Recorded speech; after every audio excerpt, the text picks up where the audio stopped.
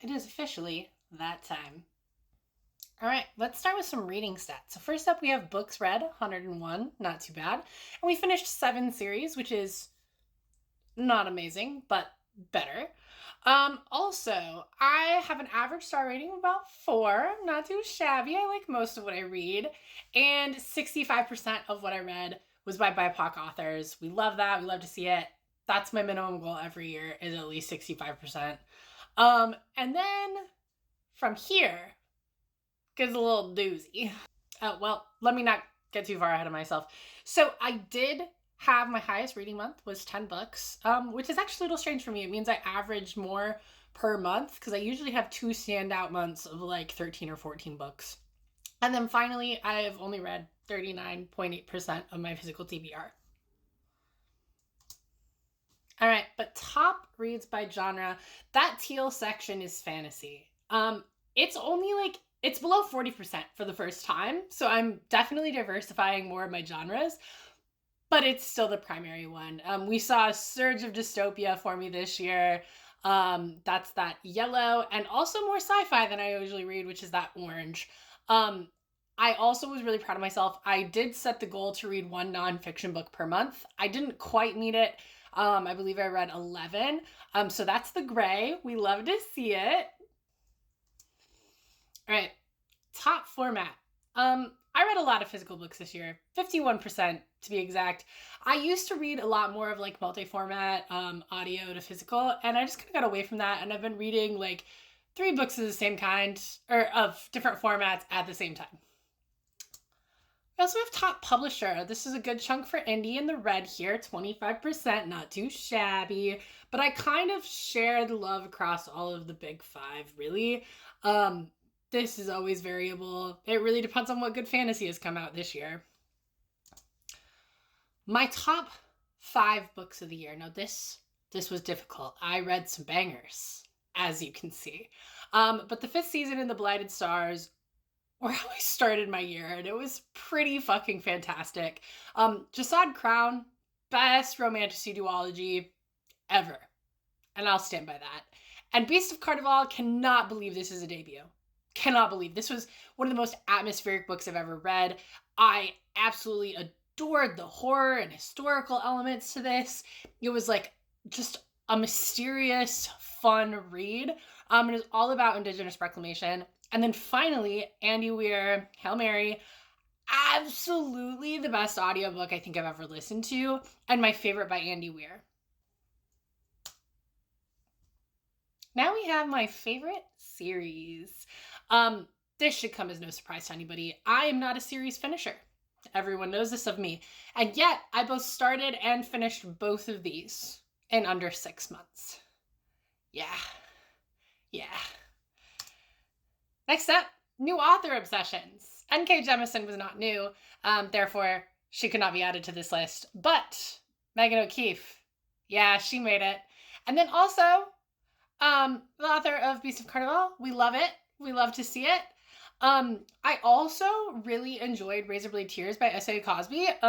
Will be definitely taking in more thrillers by this man. And finally, The Mountain and the Sea was a fantastic standalone sci-fi. So Ray Naylor, I will be back. Books I wish I could unread. This is a smaller list than in the past. But The Resurrectionist, nothing was happening. It wasn't good. I just didn't care for it. Could have done without. And Lost and Lassoed. This one kills me a little bit. I love the Rebel Blue romance series. Love the other 3 books. I actually anticipated this one more than all the others, and I can say that I did not care for that man at all. Not even a little bit.